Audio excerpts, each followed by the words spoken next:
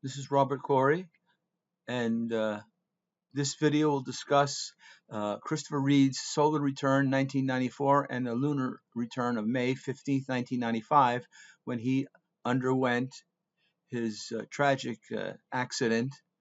The comments are based on book 23 Revolutions, and the content of this video is based on analysis of his chart that was posted on Tuesday, June 14th.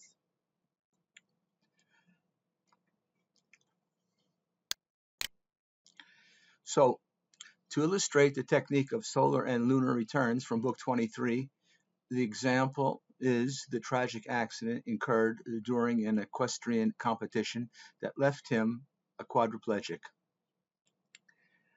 So before we actually go into the return, I have to talk a little about primary directions. In Astrologia Gallica, Book 21 is on horoscope interpretation, but what follows next be book 22, 23, and 24. That is 22 on directions, 23 on revolutions, what we call returns, and 24 progressions and transits. The question is, why do we have to talk a little about primary directions? So as I mentioned, book 23 is on revolutions, book 22 is on directions. Now, when it comes to the events of life, the priority order of techniques is on the severity and the magnitude of the events. So it must be remembered that irrespective of the timing technique used, every method used is based on the natal chart. So the 4 steps to foretell an event starts always with a study of the natal, then the primary directions, returns, and last, the transits. So remember, we said the priority order of techniques is based on the severity, the magnitude of events. Usually, when we introduce the topic of forecasting, we turn first to transits as they are the simplest, and then to returns. And only lastly, we go and teach the primary directions. The question is why? Again, I just mentioned, recall the sequence of events in Astrologia Gallica. 21, delineation, 22, primaries, 23, revolutions, 24, transits. Appreciate that Astrologia Gallica was never written for a beginner. It was used, in terms of what Moran wanted, as a kind of PDR, a physician's desk reference, a volume or a volumes that could be used as references for practicing astrologers.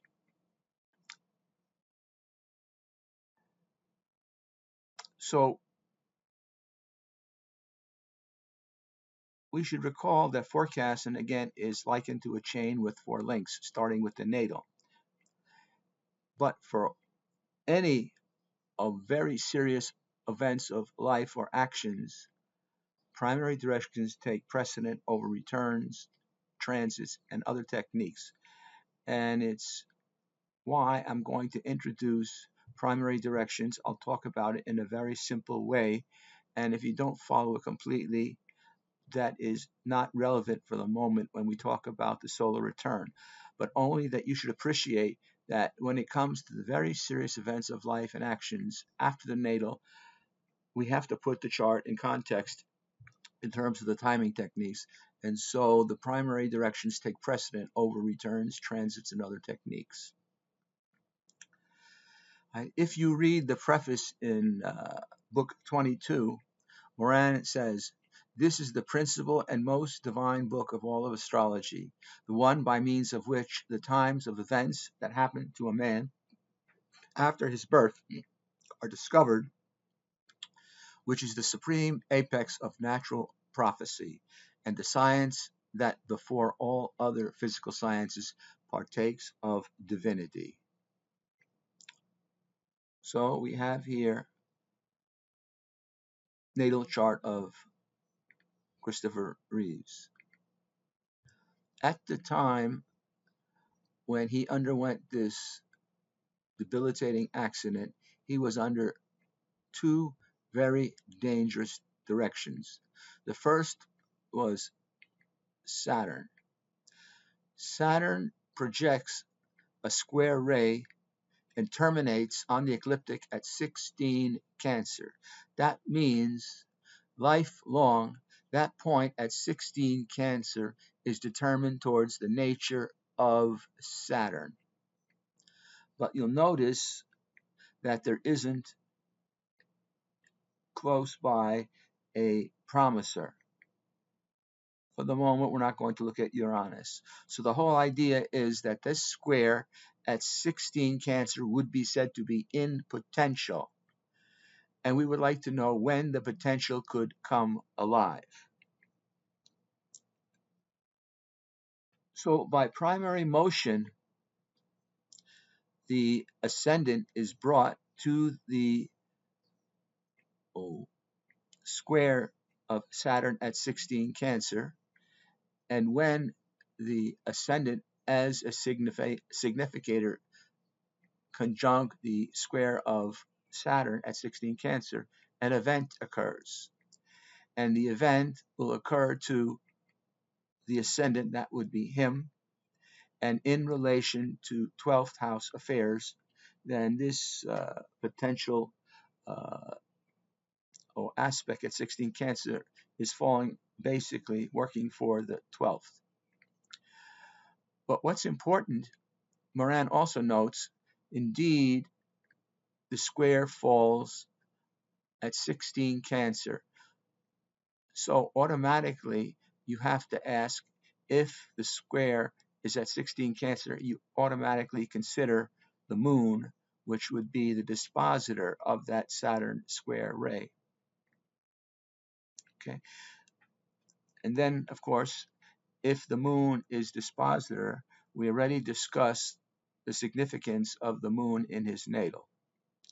But this is a very dangerous direction that could occur or does occur with his body.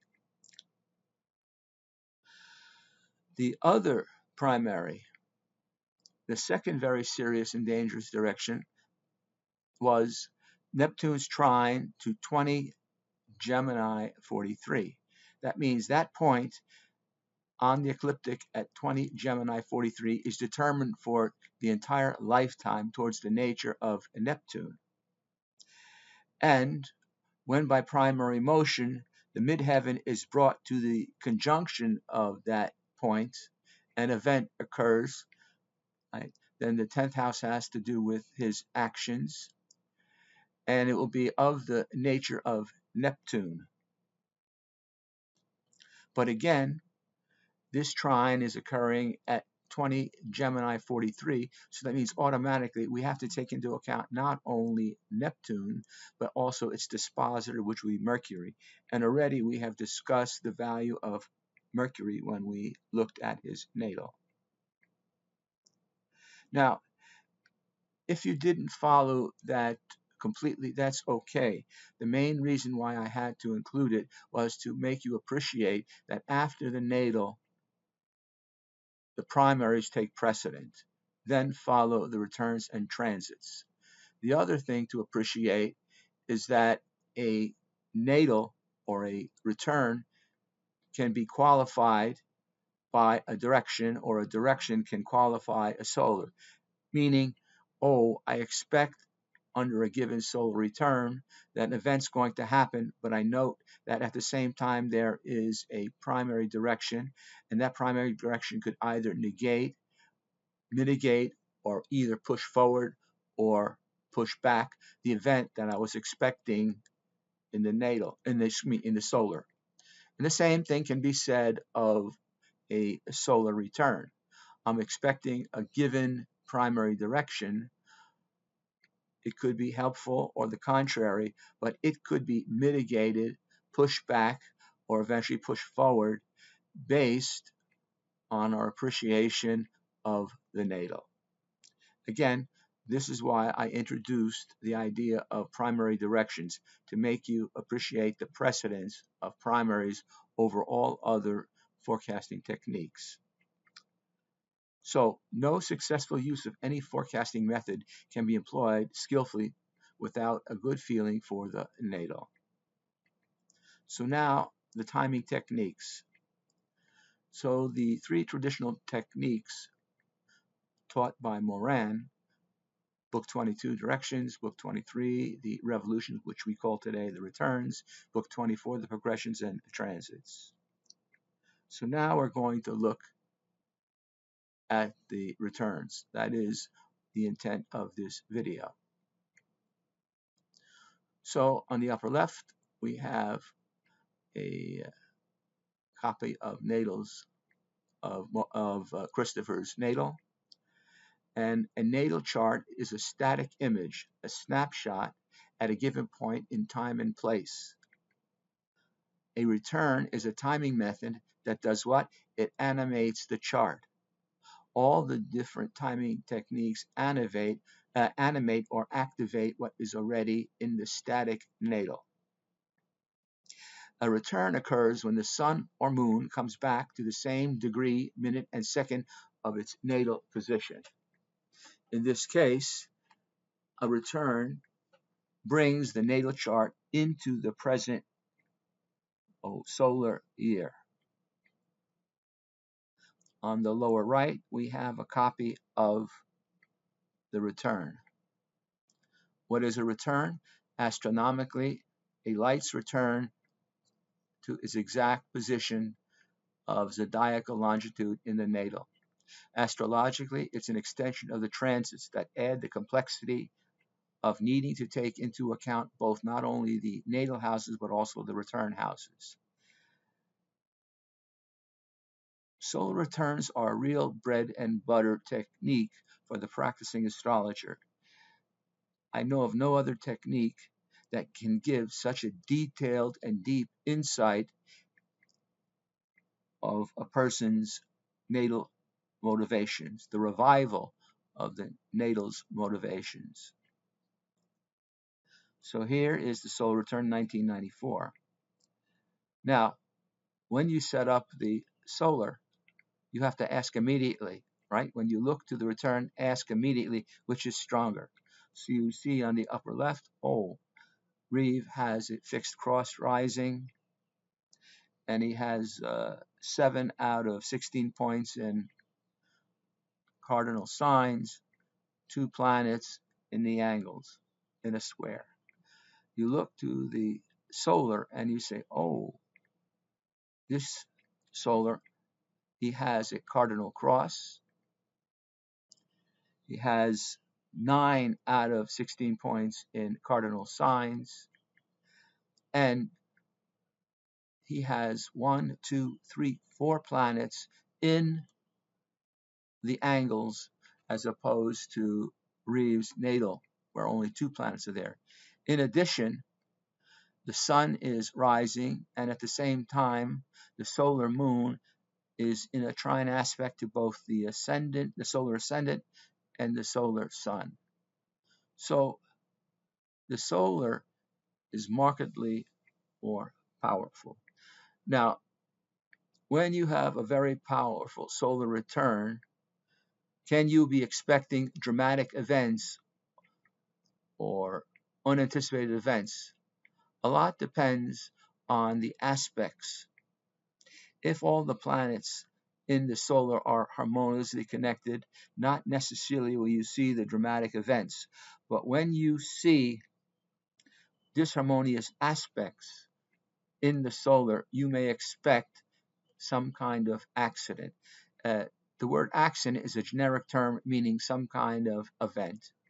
So here you see, I see the solar Mars is in an opposition to Neptune and Uranus in the solar fourth. I do see that the solar Mars is in a square to the solar Mercury, and so on. So this is a very powerful solar return. Now, the solar takes the natal into the present. So we ask first, where do the natal houses fall in the solar? Then where do the solar houses fall in the natal? So the solar return is a kind of pointer which points to a particular natal house, which may become very important during the year. So here, the solar ascendant falls where? Into the natal third. Is that significant? To answer that question, you must always fall back to the natal first. So, what do we notice about this natal Mercury? It rules the 11th house, the house of hopes and wishes, and we do find a conjunct entering into the third with the Sun as ruler of the natal ascendant.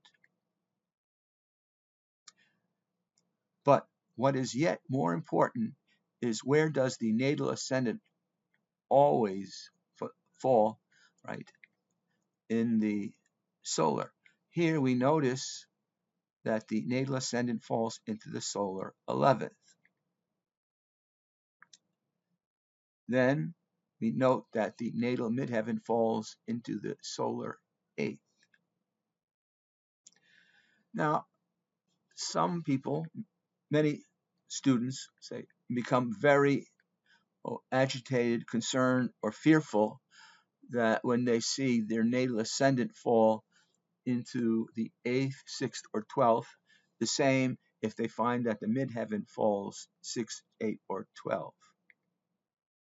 So what do you do immediately? You fall back to the natal and say, oh, is the solar 8th, right, which we want to have an insight into, significant? So I say, oh, what is the natal 8th like? On the natal 8th, we see Pisces. Pisces is under traditionally feminine Jupiter, exalted Venus, and the modern co-ruler of Pisces, Neptune. So a couple of things could come to mind. As I do see in the natal that the natal Jupiter from the 8th is in the 10th, it could mean that he repeatedly makes money through his actions, through his career, the Jupiter in the 10th. You can say also, oh, traditionally Venus is exalted in Pisces, and we do find it in the natal third, along with Neptune, the modern co-ruler of the third. So we will keep an eye on these two planets. After that, we ask, where does the solar midheaven fall? It falls where? Into the natal 11th. Now things start to become more clear. Remember that the cardinal principle in solar returns is repetition. If something repeats in the solar that already exists in the natal, that takes precedent over all other observations in the solar. So we noted that the solar ascendant fell into the third, the natal ascendant falls in the 11th, and the solar midheaven falls into the 11th. We keep seeing this idea of 11 and 3. It's as if for the year he has high expectations with regard to his hopes and wishes. So there's nothing better than having confirmations. Always look for confirmations. We ask, is our first consideration getting weaker or stronger? Right? Do we add something of the same nature, or do we have contradictions during the year? You see how important 11 and 3 are, and that once again repeats in the solar. Hopes and wishes in relation to his third house. Then you note that his solar ascendant falls in the third. The solar return may be likened to a filter which is capped over the natal. Alignments may cooperate or may be harmful. Okay, we'll talk more about that in a few minutes. Remember or recall that he was under two serious primary directions. One involved Saturn, the other Neptune. So we've finished observing how the solar houses surround the natal houses and how the natal houses fall into the solar. Note, we've not mentioned either the natal planets or the solar planets. So what's next in our study of the solar? The first step, observe the impact of the solar planets on the natal cusps and the natal planets. Then, the impact of the natal planets on the solar cusps and the solar planets. So, interpretation of a return is a three-step process. Step one, study the natal and put it aside. Step two, study the return and apply the same rules. Step three, we bring the natal and solar together and apply the same three parts, or we apply the three parts of step three. Step three means what? We bring the solar and natal together and apply the three parts. That is, the return's impact on the natal, then the natal's impact on the return, and finally, how are the planets determined by their new determination in the return. So, part one of step three. Solar planets to natal houses. We only see the Jupiter sending a square to the natal ascendant and the solar Venus opposing the natal 10th house. The square to Jupiter is optimistic. The square is a motivating aspect. It's the nature of Mars. It pushes. On the other hand, we see that Venus is opposite the cusp of the 10th. The square, the opposition is not violent like the square. The opposition is the nature of Saturn, which can bring a postponement, a delay, or some interference. So you notice that both Venus and Jupiter, which are very important in the natal, are now found in the second solar house. And he's very interested in having some kind of reward for his efforts in, let's take it, his equestrian activities. He got involved with horses in 1985, I believe, and he did enter this competition in 1994. And so he must be anxious. He was involved what they call in equestrian art eventing.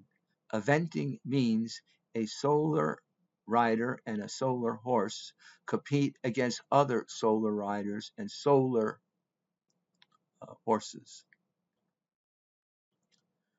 So on one hand, you have the push of Jupiter, which is kind of wanting to speed up, and you have the Venus, which could be slowing him down. Therefore, he must have some kind of anxiety or apprehension about this. We also notice that Jupiter in the solar is opposite the natal Jupiter. He's wondering if this opposition could bring a postponement. Right? He's interested in the eighth house affairs. Then in the natal, the traditional ruler of the eighth is Jupiter in the 10th. But this opposition from the second could mean a postponement. It could also mean something dangerous from the point of view of the study of houses. We know that each house, each one of the 12 houses, has an essential meaning and then an accidental meaning by virtue of being the opposite of a particular house. In other words, when you study houses, you never study them out of context, but you always consider that a house is part of one pole of an axis. So if you are talking about the second house, you automatically have to take into account the eighth house. Okay. Now we're going to look at the impact of the solar planets to natal planets. So what do we notice here? Solar Neptune is in a razor sharp square to natal Neptune. This is very significant. Recall that he is under now a primary direction, Neptunian direction.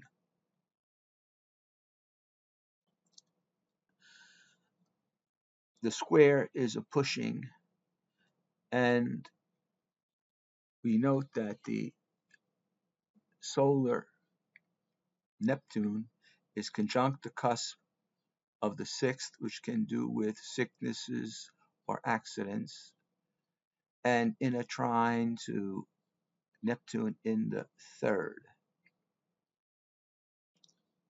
From Book 23, Chapter 18, Number 10, Moran says, in the case of any planet in the return, if we're considering, let's take it Neptune here, one must first pay his attention to which house of the radix it falls in, and after that, to which house of the revolution. And this is such a foundational statement that he makes, it should be burned on your forehead. For the radical figure precedes the figure of the return in time, in virtue, and universality. Return in time means that the return occurs sometime after the time of birth or the birth chart. In virtue has to do with understanding the quality of a planet. So if you want to see a planet, it's an honor or dishonor, you fall back and try to figure out, do you consider the planet under examination to be in a good state or not? And universality means the entire lifetime. And therefore, one must look first at how these planets are related to the figure of the radix, rather than how they are related to the figure of the return. So we considered here, or we have considered here, Neptune. We considered it first in the solar, in the natal, and now the solar, knowing that he already is under a Neptunian direction. The next step is, what is the impact of the solar planets to the natal planets? What do we notice here? First, as we said, Neptune sends a square to the natal Neptune, and it sends a trine to the natal Jupiter. Why is this significant? Because in the natal, both Jupiter and Neptune are rulers of the 8th house. So again, this is repetition. And a repetition of something that already exists in the natal takes precedent over all other considerations. And now we do see that there is a square between Uranus and natal Neptune. Notice that the aspect of Neptune to natal Neptune, solar Neptune to natal MC are depicted by heavier lines, whereas Uranus to natal Neptune have only a thin line. You're going to see many repetitions sometimes in a chart, and you could become bewildered. So for the sake of simplicity in the beginning, only choose those aspects that return that are very exact. Here you notice solar Neptune exactly square natal Neptune. Solar Neptune exactly trine to the degree of natal Jupiter. Now we're going to say, oh, I do see an opposition between solar Uranus and natal Uranus. What can we say about this natal Uranus that it's so close to the cusp of the 12th? We do consider its influence working for the 12th. And from where does this natal Uranus come? It comes from the natal 7th. So somehow the environment, the 7th, could become a source of suffering or misfortune for him. And we consider that to be very important. Then this solar Uranus is occurring in an angular house. Then we notice solar Pluto in a square to natal Pluto. It's important, but not as important as the Neptune connections to their respective counterparts and solar Uranus to natal Uranus. Again, we try to simplify. Here we see that let's take it, solar Jupiter is conjunct the natal Venus. Remember what this Mercury represents. In the natal, it's ruler of the house of hopes and wishes, the 11th, and conjunct the Sun, which is him entering the 3rd. And why is this important? He has high hopes, maybe, and we notice that this solar Mercury conjunct the cusp of the 2nd is conjunct the natal Venus, which is ruler of his 10th house. Therefore, he seems to feel confident that he's going to go into this event, hopeful that he is going to maybe win. Again, we see solar Uranus in a connection to solar Jupiter. It's important, but more significant is what we originally mentioned, Neptune's connection to natal Neptune, natal Jupiter, and Mercury, solar to natal Venus. Then the importance of solar Jupiter to natal Jupiter. The opposition is a postponement. Okay.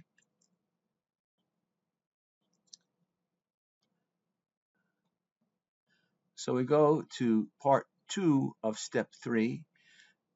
The natal influences on the solar. So what natal planets are connected to the solar houses? Oh, look at this. I do see that natal Mercury, as the 11th ruler, is conjunct the solar ascendant. Therefore, hopes and wishes on his part are very high. He has very high expectations.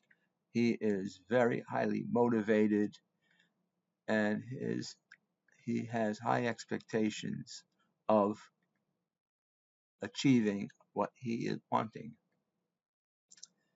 Then we notice the natal sun is squaring the solar midheaven. Is it bad? No, it's a motivating factor. And remember that the square aspect is the nature of pushing, the desire to catch up or to push up time or to push time. Now, the part 2, step 3, the last part would be the natal planets to the solar planets. Oh, look at this. Natal planets to solar planets. The natal Mercury is conjunct the solar sun. But this repeats what already exists in the natal. Natal Mercury is conjunct the natal sun. Now, is Mercury conjunct the sun harmed? The intelligence is maintained. The difficulty has rather to do with the thinking. The closer natal Mercury is to natal sun, the more subjective is the thinking, which is fine for the artist, the musician, anyone involved in writing the creative arts. But if you would be interested in business, technology, and so on, we would like the natal Mercury to be as far away from the natal sun. Mason would say, oh, the natal Mercury should be at least 17 degrees away from the natal sun, and if possible, in the adjacent sign. So this conjunction of not only the natal Mercury to the solar ascendant, but to the solar sun, is reinforcing his subjectivity in thinking. The question is, how available would he be to suggestions or criticisms or caution and so on? This works together with the solar Mercury to the solar Neptune. Neptune takes away clarity. Neptune takes away objectivity. Neptune is dangerous as can be. And again, as we are studying the impact of natal planets to solar planets, we repeat that the natal Neptune is casting an exact razor sharp square to solar Neptune. And note that this conjunction of Neptune and Uranus takes place conjunct the cusp of the sixth house, which has to do with sicknesses or accidents. Now, the conjunction of Uranus and Neptune brings together the natal Neptune and the natal Uranus, but in the fourth house. The fourth house represents the end of life. Then we note that the natal Neptune is conjunct the solar Mercury. So his expectations, he's expecting some kind of reward. His thinking is not clear. We see natal Neptune to natal Uranus. For the moment, we can forego it because we're interested only in those aspects that are very exact, such as natal Mercury to solar ascendant, solar sun. Natal Neptune conjunct solar Mercury. Natal Neptune square natal Neptune. We can bring in additional aspects, all which are important, but in the beginning, so as not to overwhelm yourself, let's maybe look at only those aspects that are within an orb of, say, 3 degrees. Or in the case of some very important planets, we give a little bit of latitude, then we do consider solar Jupiter to be opposite natal Jupiter. And, okay. So, natal Jupiter opposite solar Jupiter. Again, the postponement is a possibility. Now, as a last comment, Mason would teach if there is an opposition between 2 planets, can it turn out to be constructive? Yes, if there would be a 3rd planet that would interfere, sending a sextile to one of the opposing planets and a trine aspect to the other opposing planets. And that could be the solar Mars, is breaking up the Jupiter opposition Jupiter by a trine to natal Jupiter, a sextile to natal Jupiter and a trine to natal Jupiter. But is this solar Mars wholly satisfactory? When we analyzed the natal, we were very suspicious about this natal Mars. And here, for the year, you find it in elevation. So this is a very dangerous Mars that's going to try to, let's take it, work out in a constructive way, the opposition of solar Jupiter to natal Jupiter. So let's look quickly at lunar. The lunar takes the natal into the present month. His accident fell on May 25th, that is during the lunar return that came in on May 15th. Right? It's under this lunar that a tragic accident occurred, leaving him a quadriplegic. And just as we did with the solar, we say, oh, the lunar return is a pointer which points to the house, which may be very important during this year. So what do we see? Oh, the lunar ascendant falls into the natal 5th. But more important, that the natal ascendant falls into the lunar 8th. Have we mentioned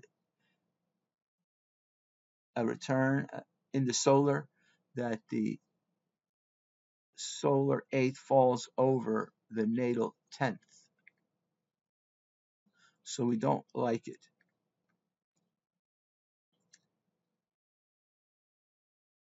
And now, what do we see? The natal midheaven falls where? Basically in the lunar 4th. And lastly, the lunar midheaven falls into the natal 3rd. So here we see important repetitions.